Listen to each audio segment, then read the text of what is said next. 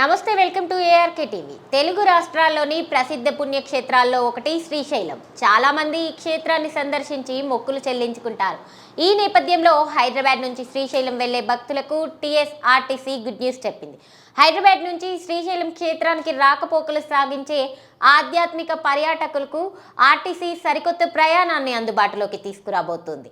ఇప్పటి వరకు ఈ మార్గంలో ఏసీ బస్సులు లేవు, నాన్ ఏసీ బస్సులు మాత్రమే తిరుగుతున్నాయి. అయితే ఈ నేపథ్యంలో హైదరాబాద్ శ్రీశైలం మధ్య 10 ఏసీ బస్సులు ప్రవేశపెట్టాలని టీఎస్ఆర్టీసీ నిర్ణయించింది.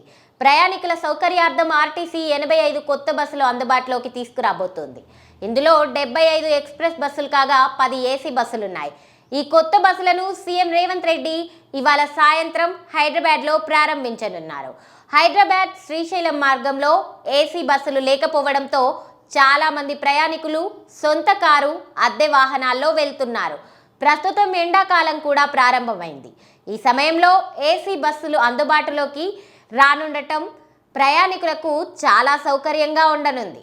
రాజధాని బస్ పొడవు ఎక్కువ ఉండడంతో ఘాట్ రోడ్ల మలుపుల్లో తిరగడం కష్టం. దీంతో సూపర్ లగ్జరీ బస్సులతోనే ఇన్నాళ్ళు సరిపెట్టింది. తాజాగా ఆర్టీసీ అధికారులు కీలక నిర్ణయం తీసుకున్నారు.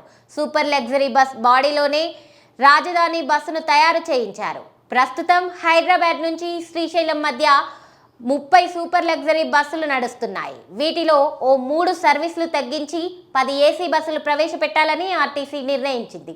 ఆర్టీసీ నిర్ణయం పట్ల భక్తులు హర్షం వ్యక్తం చేస్తున్నారు. వేసవిలో చల్లటి ప్రయాణం అందుబాటులోకి తీసుకొస్తున్నందుకు సంస్థకు కృతజ్ఞతలు తెలుపుతున్నారు.